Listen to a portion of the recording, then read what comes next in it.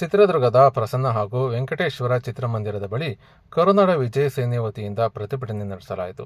ಇನ್ನು ರಾಜ್ಯಾದ್ಯಂತ ಇಂದು ಪುಷ್ಪ 2 ಸಿನಿಮಾ ತೆರೆ ಕಂಡಿದೆ. ಚಿತ್ರದುರ್ಗದ 3 ಚಿತ್ರಮಂದಿರಗಳಲ್ಲಿ ಪುಷ್ಪ 2 ಸಿನಿಮಾ ತೆರೆ ಕಂಡಿದ್ದು, ಕನ್ನಡ ಸಿನಿಮಾಗಳಿಗೆ ಸ್ಥಳಾವಕಾಶ ಇಲ್ಲವಂತಾಗಿದೆ.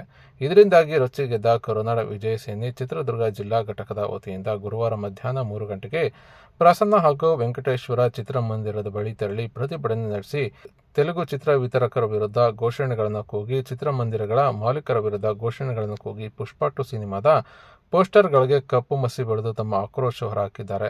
ಇನ್ನು ಕನ್ನಡದ ಧೀರ ಭಗತ್ ರಾಯ್ ಸಿನಿಮಾದ ಪೋಸ್ಟರ್ಗಳನ್ನು ಅಂಟಿಸಿ ತಮ್ಮ ಆಕ್ರೋಶ ವ್ಯಕ್ತಪಡಿಸಿದ್ದು, ನಾಳೆಯಿಂದ ಪುಷ್ಪ 2 ಸಿನಿಮಾದ ಬದಲಾಗಿ ಧೀರ ಭಗತ್ ರಾಯ್ ಸಿನಿಮಾ ಪ್ರದರ್ಶನ ಮಾಡಬೇಕು, ಇಲ್ಲವಾದಲ್ಲಿ ನಾಳೆಯಿಂದ ಪುಷ್ಪ 2 ಸಿನಿಮಾದ ಪ್ರದರ್ಶನಕ್ಕೆ ತಡೆ ಒಡ್ಡುವುದಾಗಿ ಕರುನಾಡ ವಿಜಯ ಸೇನೆ ವತಿಯಿಂದ ಎಚ್ಚರಿಕೆ ನೀಡಿದ್ದಾರೆ.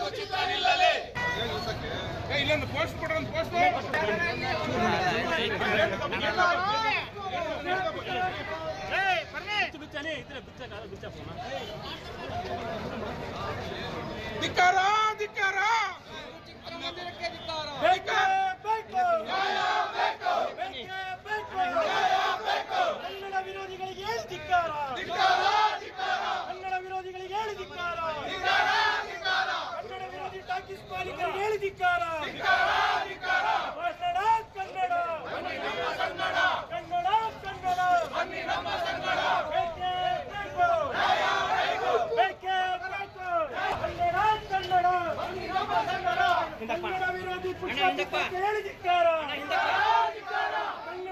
ಪುಷ್ಪ ಚಿತ್ರಕ್ಕೆ ಹೇಳಿ ಧಿಕ್ಕಾರ.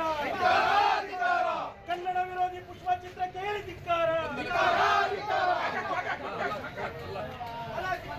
ಮಾಲೀಕರಿಗೆ ಹೇಳಿ ಧಿಕ್ಕಾರ.